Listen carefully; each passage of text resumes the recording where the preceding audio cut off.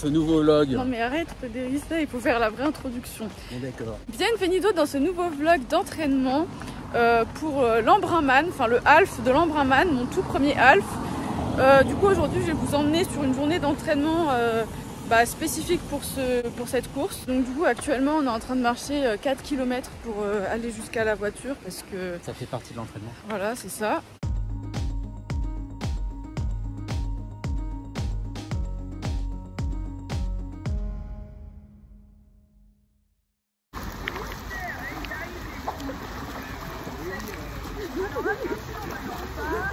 Tu me fais rire. Je voyais ta main, genre, tu sais, j'ai dû me retourner, je voyais ta main, elle était comme ça. Oh,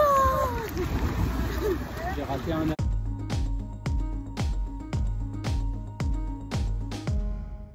Bon, je sais pas si on verra quelque chose de ce que je filme, parce que là je suis en train de filmer avec ma caméra extérieure en grand angle. Si jamais vous connaissez des retours caméra qui sont bien, j'hésite à en acheter un parce que là, du coup, je sais pas si je filme un truc ou pas. Donc là, je suis en train de courir sur la seule ligne droite du coin, aussi appelée le chemin des serpents, parce qu'il y a des serpents, donc je fais attention quand même où je mets les pieds. C'est-à-dire que les serpents ne sont pas mes animaux préférés. Voilà, donc là j'ai fini mon petit footing, je vais commencer les allures spé.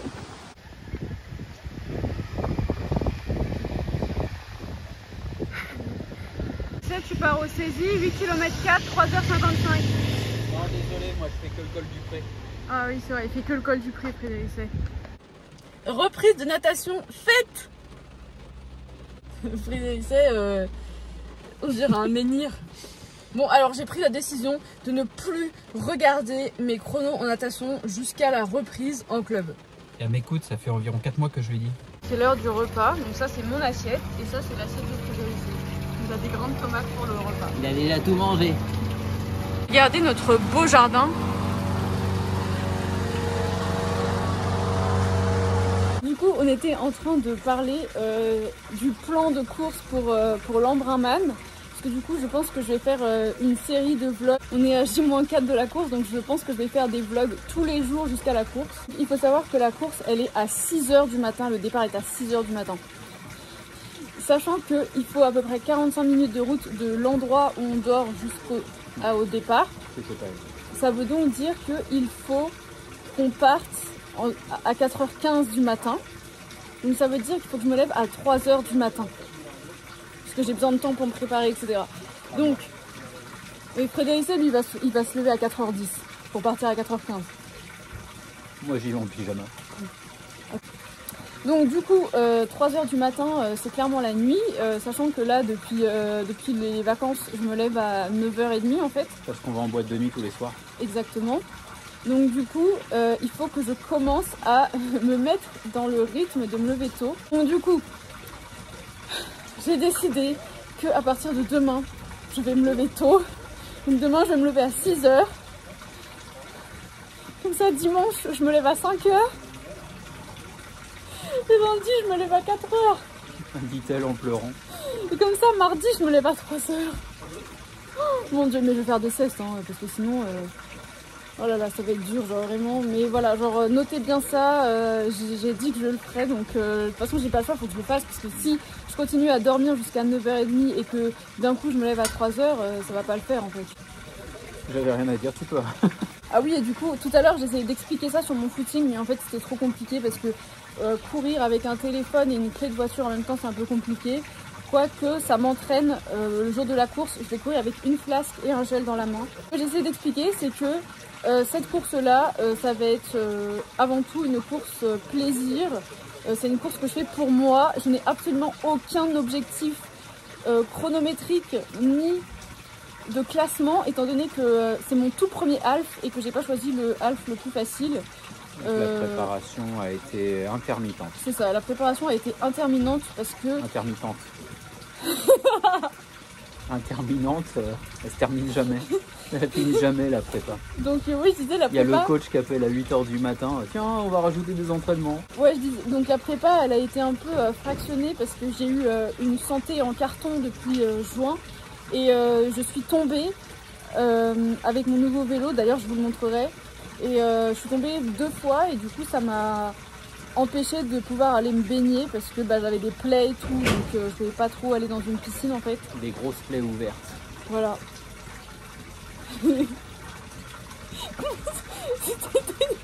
Pourquoi tu fais une tête comme ça? Je sais pas, je trouvais que ça faisait un peu sadique en disant grosse plaie ouverte de faire une tête comme ça. D'accord, très bien, progressé. Des plaies comme on en voit dans les livres de fac de médecine. Donc pour vous donner un exemple du rythme de vie qu'on a actuellement, il est 15h12 et je suis en train de finir de manger mon déjeuner. C'est bientôt l'heure du goûter en fait. Moi je vais prendre mon café pour un petit déj. Moi j'arrête de boire du café là. Ouais. J'ai bu trop de café aujourd'hui, je me sentais pas bien. 15h, si t'en bois maintenant, trop loin. Non, non, on va laisser tourner le temps que tu démoules tes petits suisses, ça peut donner, on sait jamais. Peut-être que c'est un style et que ça pourrait inspirer les gens. C'est l'heure de la bronzette avec Frédéric Essai et de se faire les ongles. Et voici le nouveau bolide. Il s'appelle Sonic Junior, mais du coup on l'appelle Junior parce que ça va plus vite. Donc, oh non mais regardez-moi la peinture. Waouh, c'est trop beau. Bon, alors du coup les jantes c'est des jantes Mavic en 45, mais j'ai toujours mes jantes Hunt en 65, mais du coup là comme je suis en montagne je mets du 45. Donc voilà la belle guidoline, mais qui est un petit peu foirée de ce côté là, puisque je suis tombée, du coup j'ai mis du scotch là pour rabouter le tout, mais il faudra que je la change avant embrun de toute façon, parce que je pense pas que ce soit autorisé. Voilà, petit. Donc c'est un Aerod CF SLX en SRAM AXS. Ça fait pas le... Ah voilà, la mise au point. Non mais regardez la peinture, comment ça brille. Oh, attendez. Un gris. Alors, on va préparer mes bidons. Alors, du coup, je vais prendre... Là, je mets exactement les boissons que je vais consommer à Embrun, parce que c'est un peu les dernières répétitions avant la course. Donc, on va s'assurer que tout passe bien. Donc, du coup, déjà, moi, je prends des bidons de 800 ml. Parce qu'il faut boire. Donc je vais mettre un bidon avec un tiers de jus de raisin. Un peu de purée, de la confiture de cochon et de saucisse. Donc là c'est Frédéric qui raconte des bêtises comme d'habitude. Avec un peu de coriandre pour le boucher. Frédéric aime bien raconter des bêtises, c'est sa spécialité. Alors Maïté, comment est-ce que vous nous préparez cette poularde en bidon? Il parle à quelqu'un qui s'appelle Maïté. Je savais pas que quelqu'un s'appelait Maïté ici, mais bon. Là on a vu un bras. Ah voilà, là on voit ta tête. Un bout de ta tête. Donc, ah oui, donc j'ai pas expliqué. Donc là je mets du sel, la baleine. J'ai l'impression que c'est... Ouais non c'est bon. Donc voilà, donc je mets un peu de sel. Est-ce que ça fait pas salé sucré au goût? Non, ça se sent pas du tout. Hein. Donc voilà, j'ai mis un tiers de jus de raisin et après je vais compléter avec de l'eau du coup. Et dans un deuxième bidon, parce que comme j'ai pas envie de boire que du jus de raisin parce qu'après je m'en lasse, je mets de la menthe sponsorisée par le Tour de France ou le Tour de France sponsorisé par Tesser. Bon bref, je mets du sirop de menthe parce que j'aime bien ça. Faut que je mette 80 grammes de... Faut que je mette 80 grammes de sirop. Attendez, je cherche ma balance. Voilà, petite balance. Je me déplace tout le temps avec ma balance depuis que je pèse tous mes aliments. Donc du coup, on va mettre 80 grammes de sirop de menthe. Moi j'aime bien la menthe dans les bidons parce que je trouve que c'est rafraîchissant. Donc en été c'est cool. Donc voilà. Ah, là il y a François qui me parle. Là il y a mon entraîneur qui me parle.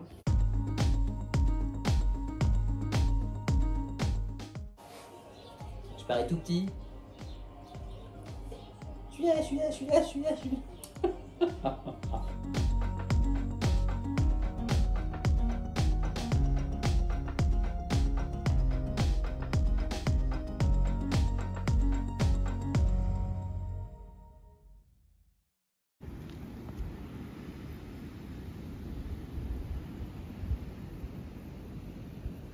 Nickel, ça commence bien, il y a mon bidon qui a coulé sur mon sac, mon bidon au jus de raisin, MDR cette vue.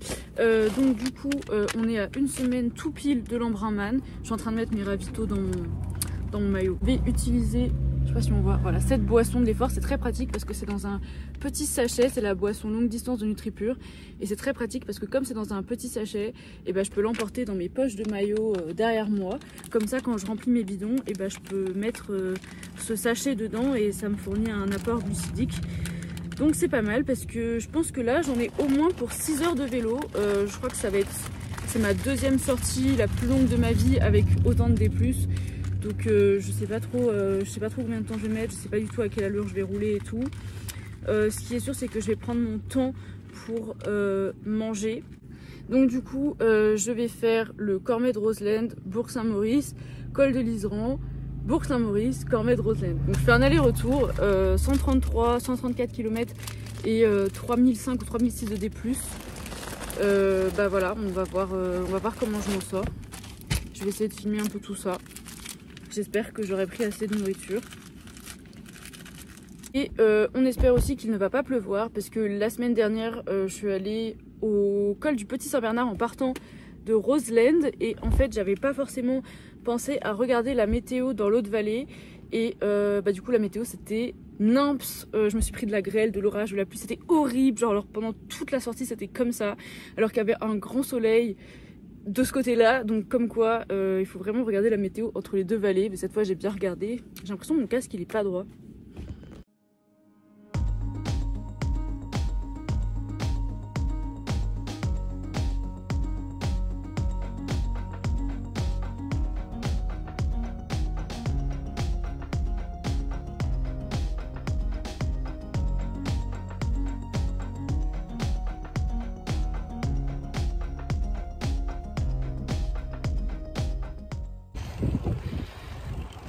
Allez, il reste 10 km.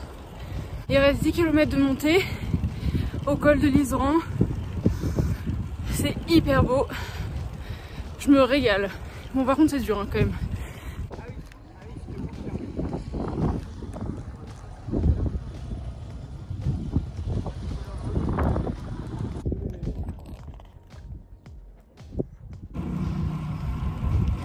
On est reparti pour la dernière montée. Je remonte le Cormet de Roseland. Bon là par contre j'ai sorti les AirPods et une bonne grande playlist parce que sinon je monte pas.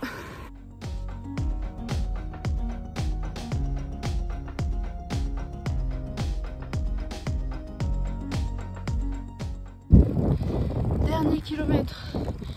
Allez.